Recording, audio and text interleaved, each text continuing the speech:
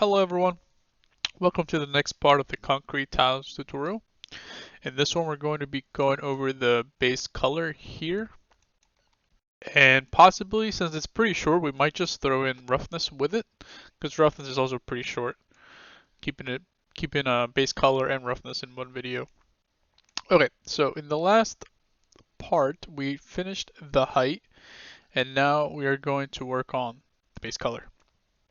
Now, I don't know how you guys feel about the way I did the tutorial on the height, but I'm going to try it again for the whole material. So what I've done here is I've unplugged it, and now I'm going to pause the video, but I'm going to disable all of these, and then we're going to walk through it, enabling as we go. So we are back. Alright, we're back. So I've disabled everything you can see here. By pressing Shift D on the node, you can turn them on and off without having to disconnect them.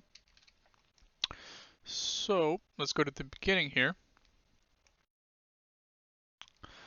And I've plugged in a uniform color because right off the bat I started with some noise. But let's just go over this real quick and then we'll plug it in. So first things first, we start with a fractal sum base. I like this for doing any small details. You can see here it's very granular detail. Actually, let's turn this to 4K.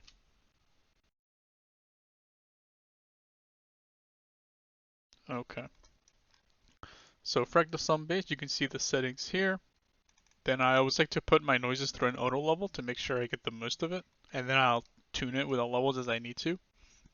Or in this case, a gradient map. After that, I do use a transform 2D to increase the tiling of the fractal sum base, because I think this is way too large for all these tiles here. Then we do our usual vector warp grayscale, and obviously we need our orange road. So that's coming from where we've been doing all the way from height, from Floodfill City down there. And then we're going to plug that into a gradient map. And just to keep it simple,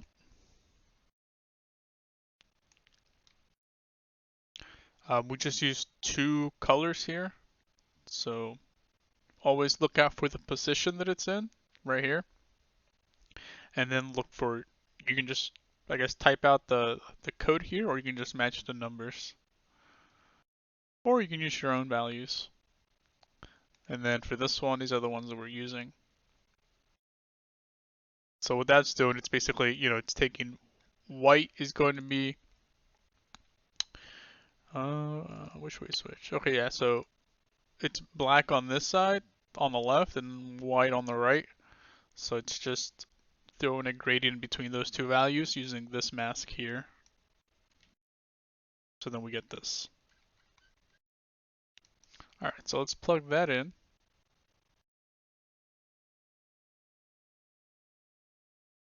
Get rid of that, get rid of that. So we can already see that our concrete has some color. And then the next part is adding this to it. Let me show you the difference. So off, on. It's subtle, but there is a difference. You can see it better here. So we go from that to that, just to kind of break up that noise. And here we start with a grunge map 013 or grunge map 13. Then our usual vector warp grayscale from our orange road. I think there's only one in this one. Then a gradient map. I think these are the same colors. So I think you can just copy paste this guy, I believe. And then that goes into an HSL where I make it slightly darker. And then that goes into the top of this blend mode, which is set to copy and an opacity of 0.6. And then from this vector warp grayscale, I break off into a histogram scan, set to 0.22. Because because I want to get these black spots because I'm using this into the opacity, which means that nothing's going to happen in these black spots. So I want there to be some heavy contrast. You can see here that it's very noisy because it's coming from here. And then where it's white, a lot of that is not coming through. So we get more of a solid color here. So we're breaking up the graininess with some of the solidness from this thing.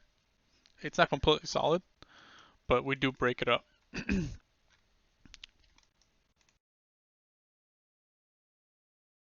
And just a copy at 0.6. Then we have this guy with this, just adding a very subtle layer using our, okay, no, this is not part of the height. So yeah, so here I just wanted to add kind of like some scratches to the surface. So if we hide and unhide, you can see it right there, just to add some subtle noise on top of everything. So for this, we're doing a grunge concrete. Since we're working with concrete, I figured why not. You can see the settings here. Then I do a transform 2D and I rotate it 90 degrees because this one's kind of going side to side. So I didn't want a universe noise, or I didn't want one directional noise. So I rotated it. Then I did a max lighten. So that's kind of like there's not a single direction. There's kind of both. And then I lower it to 0.125, and then that goes into the opacity. And then I just use a white color, just a flat, all the way to 16 by 16. You can go up here to change it. So then that gives us, you can see the change there. On, off, on.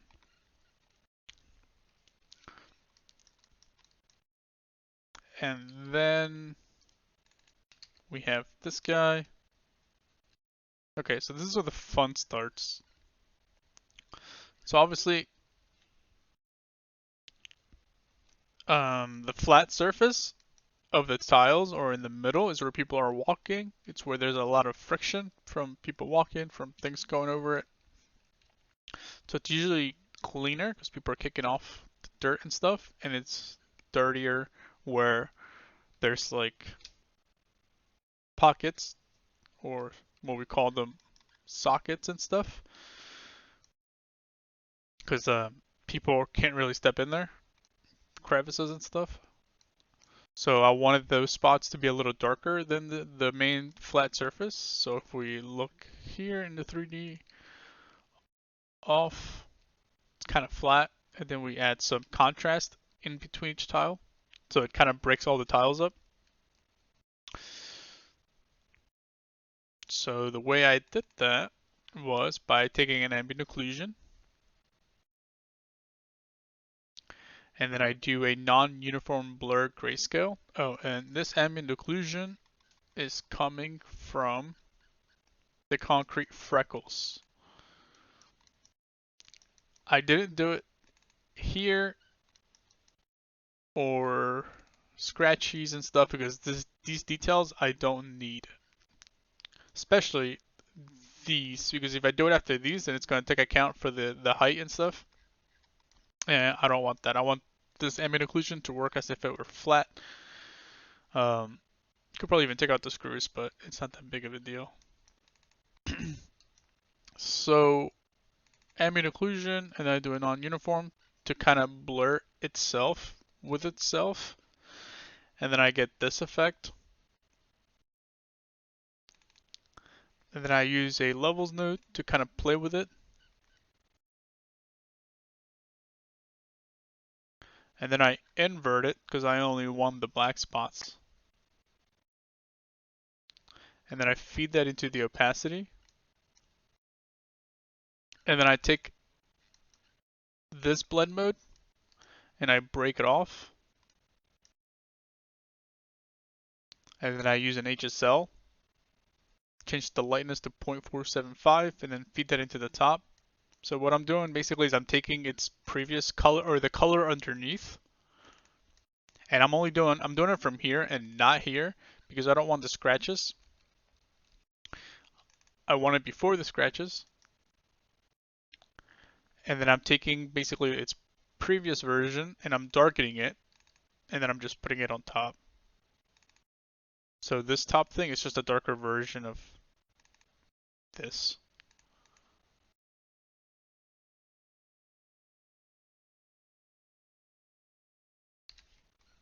And then I have this set to multiply and 0.25.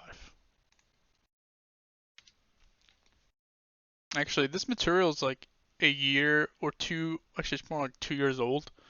And I just opened it and I fixed it. I just noticed, I don't know why in the world I set this to multiply. So it must have been from 2 years ago when I was still a little baby.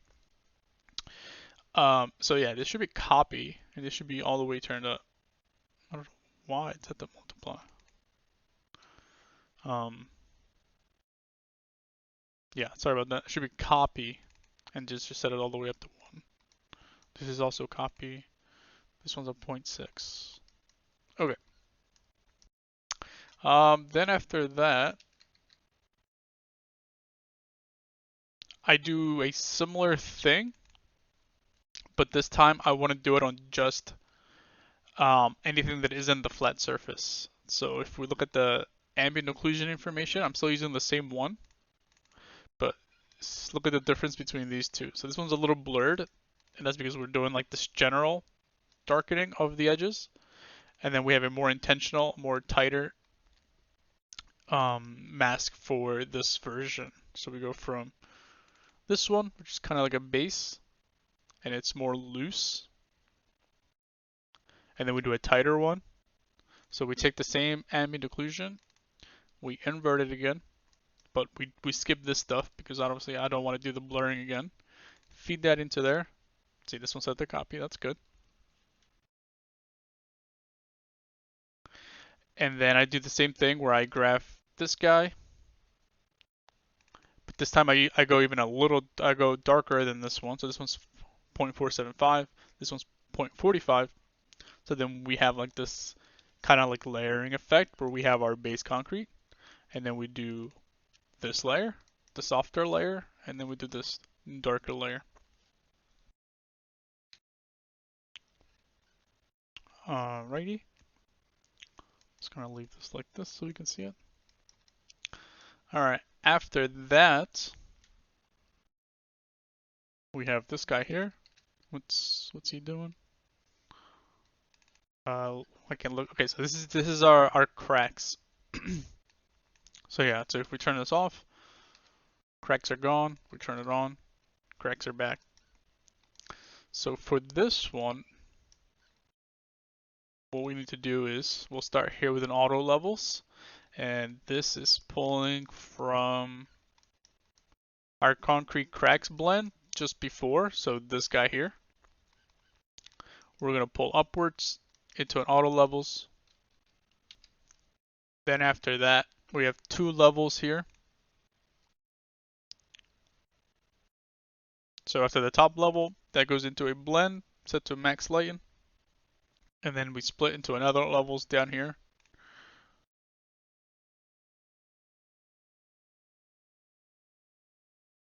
I guess we'll see in a second why I do this. So after the second one here, we go into a blur, very subtle 0.25, into a histogram scan. Then we max lighten both of these into another level set to 0.65, and then this goes into the opacity. And then we reuse this guy here. Oops. That guy, the 0.45, and we reuse it on top again. And let me go from this to this. So what I did here was I basically take the cracks and I have two versions of them. One is just, let's see. So the cracks are actually this deep, but here I played around with the levels to try and exaggerate the cracks, because you can see the cracks like here. So if I were to lose this and this, not that one, this one, then you can see that maybe this one too, then now if I'm using the true values of the auto levels or what I used for the height, it's barely noticeable. So I used these two to accentuate the color there. So I took this lower one where I play with the level settings, and then I blurred it.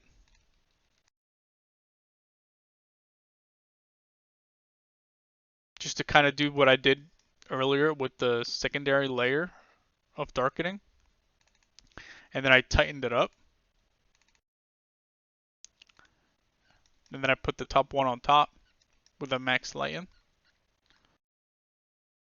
Because you can see here that it's kind of all blurred everywhere. So then I took, the main crack details and we max lighten them so that they show up a little bit more. Where are the cracks at? So then we kind of have like two layers where one's the softer one and then one's the actual crack, a more pronounced version.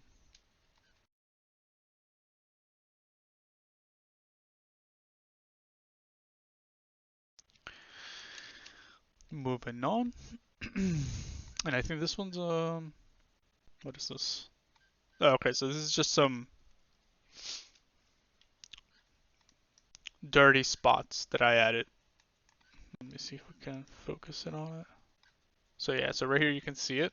So we turn it off and on. So for this one, we start with the grunge spots dirty. Then we feed that into a blend mode with subtract. And then here we have a transform 2D. We increase the tiling as usual. And then this is coming from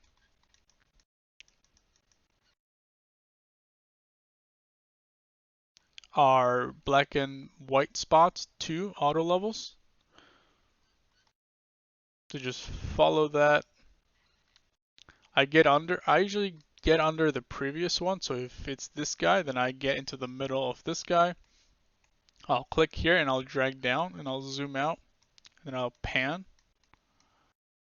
And then that tells me where it should go. So it should actually be here. That way things are kind of lined up. And yeah, I should have lined it up with this guy above. But yeah, if you want to keep yourself organized, that's how I do it. I just follow the middle of the previous one. Because if I go directly under it, then it kind of does like this weird thing. But I need to keep it straight. Okay, so we use the black and white spots too. We increase the tiling. Then we do a histogram scan here to kind of tighten it up. Because you can see it's there's a lot of gray in here. So I want to get some of those black pockets back. And then basically what I'm doing is I am breaking up the spots a little bit so that it's not just see how it's kind of flat here, it's kind of all white. I want to break it up a bit, so I just subtract this noise from it. Then we have a levels here set very very very very very low because I want the dirtiness on top to be subtle. I don't want it to be super strong, otherwise it'd look like this. And that's too much. So very subtle. Now here I didn't break it up with a vector warp grayscale because it's good to have what someone taught me is called macro details. So for example, this scratch, let's say the scratch was made by by somebody's shoe or sneakers, it would make sense that it goes from one end to the other. It wouldn't make sense if like they're walking and then like the scratch would suddenly stop here because we use a vector warp. So you do have to think about this sometimes. You don't just want to vector warp everything, because in some cases you kind of do want some overlap between tiles, because in this case that would make sense. Or if there was like a spill, like later we're going to be doing puddles, you don't want that puddle to suddenly stop halfway through unless there's like a drain there or something, right? So something to just keep in mind. So in this case we do want it to carry over from one tile to the other, so I don't use a vector warp grayscale for that. I do have a uniform color here set to 1 again. And then, as we saw earlier, it's just very, very faint. Then for this next part, these are the actual scratches. So we are going to go into where our scratchies are, and we're going to pull from before the levels. So from this blend here into an auto levels to kind of get that information back, because we're going from this to this. And then I have a levels here set to 0.45 into the opacity.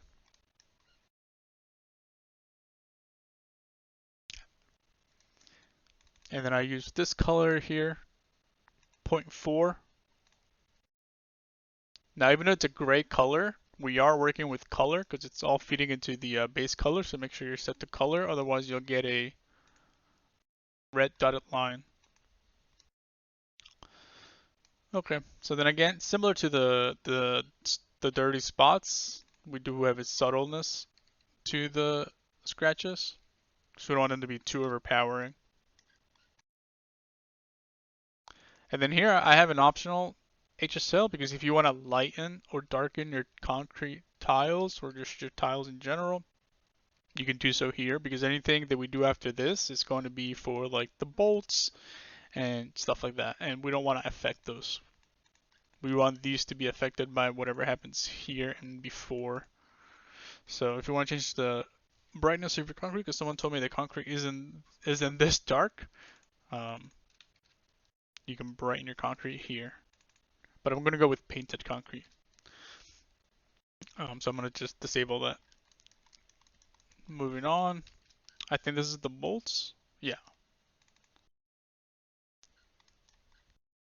So here, pretty simple. We just take the mask of the bolts, which we created here. If we follow it along. Here.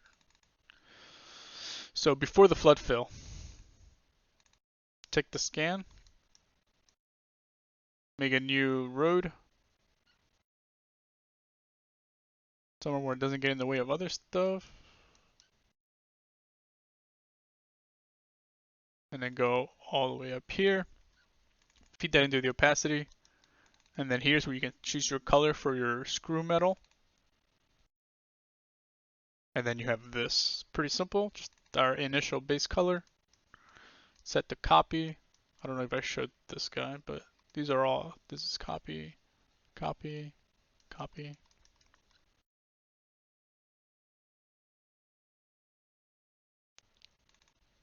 Then we add a layer of dirt.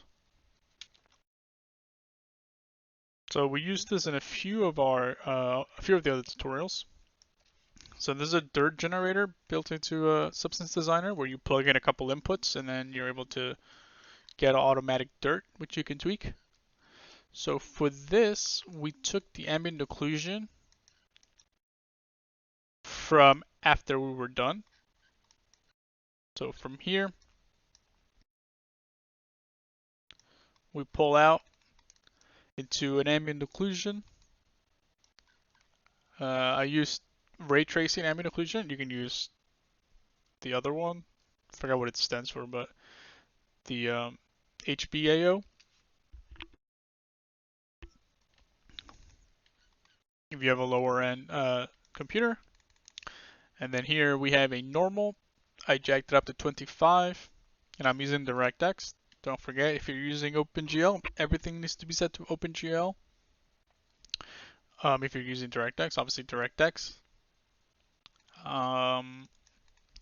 There are some nodes, just a little side tangent, like Bevel, where they also have a normal format. So sometimes I'll visit old graphs and I was using OpenGL because maybe I was following a tutorial or something, and then everything's set to DirectX except my bevels. So keep an eye out on that. If you have an issue with your normals, maybe it's something like that. Okay. See, like curvature as well has a normal format. So this one could be one and then this one could be another. Just keep that in mind. So after the normal, I do a curvature and I just leave it at 1 because the intensity of my curvature is being driven by the normal, and my normal is set to 25, so that's already pretty high. And then I feed the ambient occlusion into the ambient occlusion slot, and then the curvature into the curvature slot. And then these are my dirt settings. I wanted to be really tight. I didn't want it to be like, I didn't want that. That's just too much. I wanted to be tight and on the crevices and on the corners of things. And even then, I wanted it to be very subtle. So you can see here, on, off. So then this is my dirt color.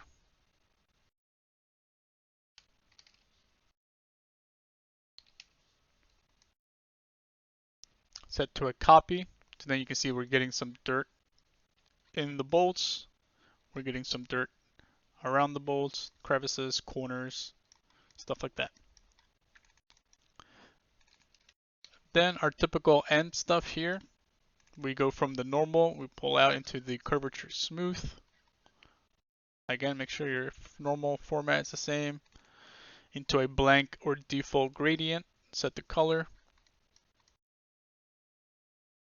Set to overlay, 0.25 gives us this effect.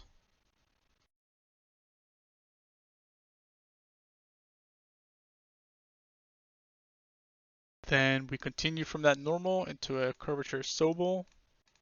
I think that's how you say it. And then this one kind of highlights your high spots, like your whites here, and darkens your recesses. Yeah, recesses.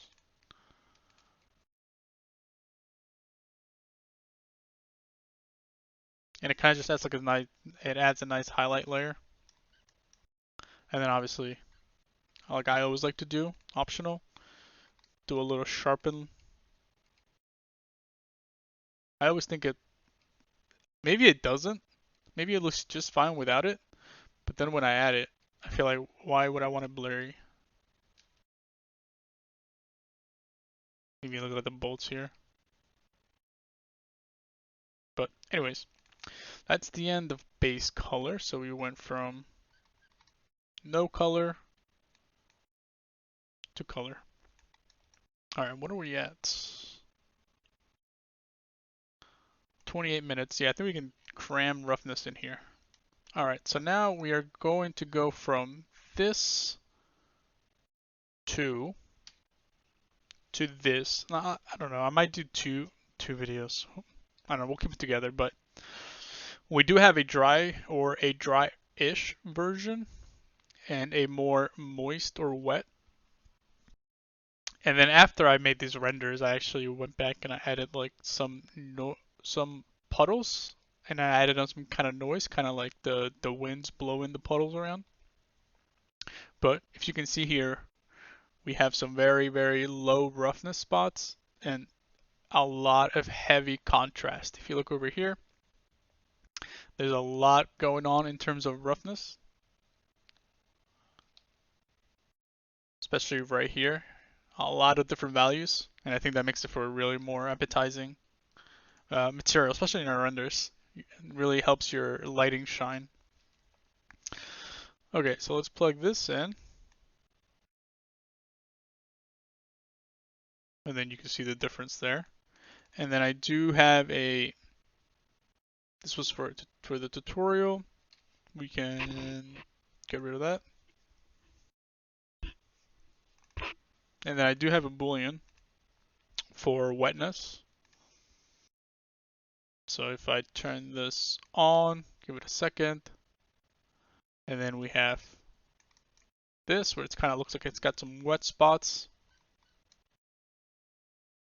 And then if I turn this on,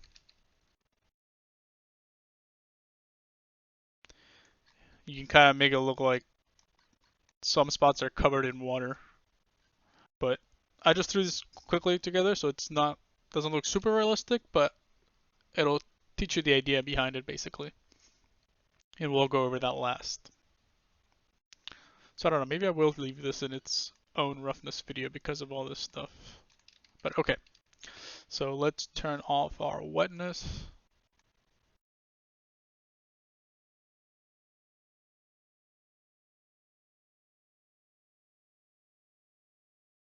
And let's get started.